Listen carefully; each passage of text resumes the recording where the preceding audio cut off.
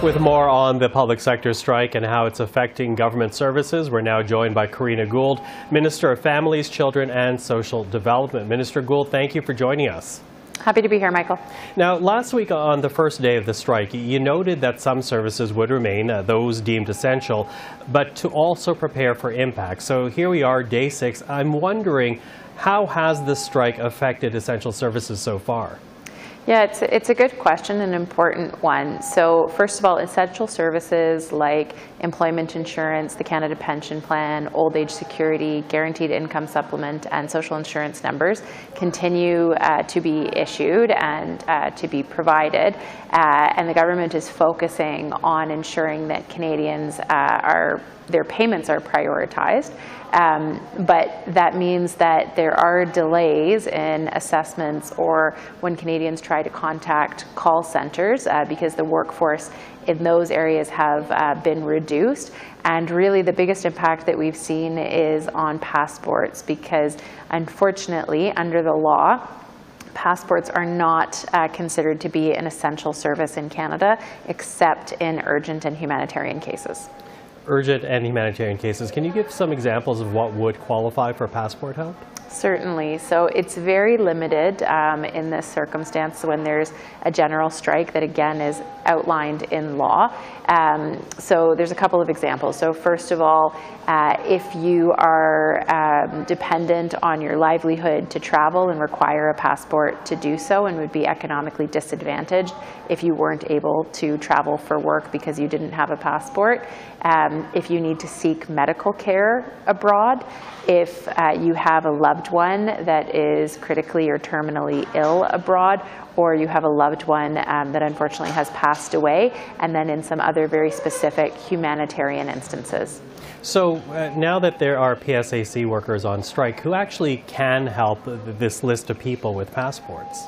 So there will be, a very limited number of passport officers at passport offices across the country who were deemed essential in order to support these applications during the general strike. And so if Canadians do require an urgent or humanitarian passport, then they need to go to a passport office or a consolidated passport office Service Canada site. They can't go to a regular Service Canada because they will not accept a passport application in that situation. Is that frustrating for you? You know, given all the criticism that your department came under last year for not being able to process passports in a timely manner, here you are throwing resources, getting rid of that backlog not that long ago, and now this strike. How frustrating is that? Well, look, I mean, I think it's frustrating for Canadians. Certainly we respect the collective bargaining process and we respect the right to strike.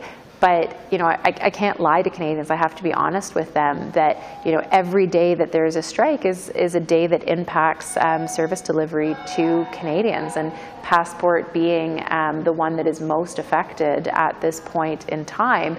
And I know that, Canadians generally support the right to strike as well, but, they are, certainly impacted by this. And for folks who, kind of did everything right, they applied ahead of time, they thought that they were, within the time frame. Of course, the strike, really impacts their ability to travel, and I think it's very unfortunate. Just a couple of months ago, we were able to officially announce that we had cleared through the entire backlog. So, one thing that I do want to reassure Canadians on is that we're in a much different space today when it comes to the passport program than we were a year ago. We have a lot more capacity in the system, and so once the strike is over, there will likely be a little bit of delay, but it won't be like what we saw last summer. Mm-hmm. Now, negotiations are still ongoing, but there have been, as you know, some testy words exchanged over the weekend. Chris Aylward, the PSAC president, calling your colleague Mona Fortier incompetent. I'm wondering what's your reaction to that? Well, look, I mean, I think it's important for both sides to look at and focus on what's important here, which I think is getting a negotiated agreement at the table. Certainly as a government, we have been there the entire time, and Minister Fortier has been working around the clock, particularly over the past 2 weeks, but long before then, to try and get a negotiated agreement. There's a very generous offer on the table, 9% over 3 years. My understanding is that the union came with over 570 demands, most of which an agreement has been reached on those. And so, certainly I hope that just as much as the government is committed to getting this negotiated agreement, I hope the union is as committed so that we can reduce the impact that this is having on everyday Canadians. Mr. Aylward has called on the Prime Minister to intervene directly, perhaps to finally get that deal over a finish line. Do you think that would be worthwhile? Look, I have full confidence in Minister Fortier on this. She's been leading these negotiations, and I would like to see a negotiated deal at the table, like everyone in our government. I think we hope that the union wants the same thing. There's a good deal on offer right now, and our job is to make sure that we are respecting, fairly compensating public servants who work really hard to serve Canadians, and we appreciate that and we see that, but we also have to make sure that we're maintaining the public interest of Canadian taxpayers as well. And I think we have put something on the table that addresses both of those issues, and certainly it's something that the Public Interest Commission has supported as well. So I really hope to be able to see an agreement come sooner rather than later.